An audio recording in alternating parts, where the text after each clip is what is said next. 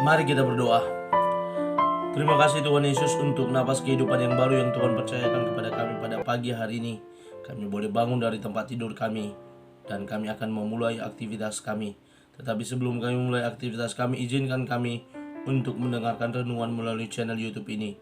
Berbicara bagi kami Tuhan, karena kami telah siap untuk mendengarkan firman Tuhan. Dalam nama Yesus kami sudah berdoa. Amin. Shalom ibu bapak saudara terkasih dalam nama Tuhan kita Yesus. Semangat pagi. Bertemu kembali di channel Rionando Butar-Butar dalam khotbah 5 menit aja toko 5 untuk renungan harian. Renungan pada hari ini saya ambil dari kitab Matius pasal 24 ayat yang ke-31. Demikian kesaksian firman Tuhan. Dan ia akan menyuruh keluar malaikat-malaikatnya dengan meniup sangkakala yang dahsyat bunyinya. Dan mereka akan mengumpulkan orang-orang pilihannya dari keempat penjuru bumi, dari ujung langit yang satu ke ujung langit yang lain. Perintah Tuhan kepada para malaikatnya. Ibu bapak saudara terkasih dalam nama Tuhan kita Yesus, situasi dalam nats yang saya bacakan ini merupakan bagian dari salah satu situasi yang akan terjadi ketika anak manusia datang ke dunia ini, bahwa akan tiba masanya. Dalam keseluruhan nats pasal 24 ayat yang ke-20 sampai 36 ini, bagaimana dikatakan lembaga Alkitab menulis judulnya kedatangan anak manusia dan perumpamaan tentang pohon ara. Akan ada tanda-tanda kedatangan anak manusia ke dunia ini. Kedua kalinya dia akan datang untuk menjemput saleh-salehnya, untuk menyuruh para malaikat meniup sangkakala dan melakukan apa yang sudah direncanakan oleh Allah. Dan dalam nats ini dikatakan bagaimana anak manusia, Tuhan Yesus, memerintah para malaikat-malaikat untuk apa yang dilakukan. Para malaikat dikatakan meniup sangkakala yang dahsyat bunyinya. Itu bagian pertama. Perintah yang disampaikan oleh anak manusia adalah menyuruh para malaikatnya untuk meniup sangkakala. Kita lihat di kitab Yohanes bagaimana ketika sangkakala dibunyikan akan terjadi seperti ini, ketika sangkakala ditiup lagi akan terjadi seperti ini, dan seterusnya.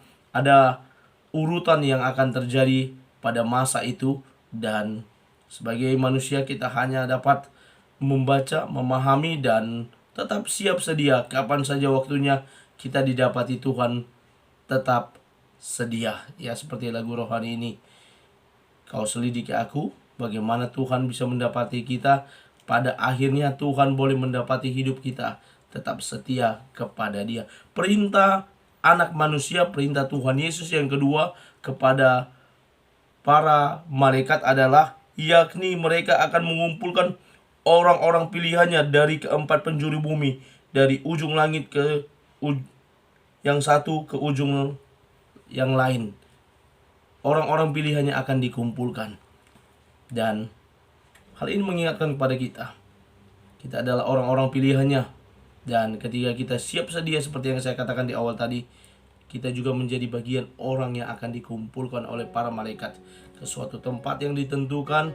Kita adalah orang-orang pilihan yang nanti didapatinya beriman kepada Yesus Kristus.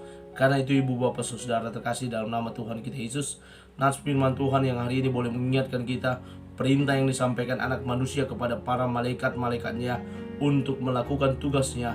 Dan salah satu tugas tersebut adalah meniup sangkakala dan mengumpulkan orang-orang pilihan. Saya, bapak ibu saudara-saudara terkasih dalam nama Tuhan kita Yesus, adalah bagian dari orang-orang pilihan yang telah menerima karya keselamatan, kematian Kristus di kayu salib, menebus setiap orang percaya. Dan ketika lambungnya tertikam, darahnya tercurah, dan itu membasuh diri kita yang penuh dengan dosa. Dosa kita telah dibasuh oleh darah Kristus yang suci itu, sehingga kita juga boleh menjadi suci. Dan kita boleh didamaikan oleh Allah. Ketika tabir bait suci terbelah dua, kita sudah didamaikan dengan Allah. Kita boleh langsung datang untuk berdoa dan menghampiri tahta kemuliaan Allah. Dan mari jadi orang-orang pilihan yang tetap berpegang kepada perintah Tuhan, yang tetap berpegang pada perkataan Tuhan. Karena di ayat selanjutnya dikatakan bahwa langit dan bumi akan berlalu, tetapi perkataan Tuhan tidak akan berlalu. Mari pegang teguh firman Tuhan, renungkan firman Tuhan, lakukan firman Tuhan dalam kehidupan kita sehari-hari, sehingga kita tetap menjadi orang-orang pilihan yang nantinya dikumpulkan para malaikat. Amin. Kita bersatu dalam doa. Terima kasih Tuhan Yesus untuk firman-Mu yang telah kami dengarkan. Berkati firman-Mu boleh bertumbuh berakar, buahnya lebat melalui cara hidup kami, boleh kami lakukan dalam kehidupan kami sehari-hari. Kami mulai segala aktivitas kami dalam nama Yesus kami sudah berdoa dan mengucap syukur. Amin. Selamat beraktivitas. Tuhan Yesus memberkati. Shalom.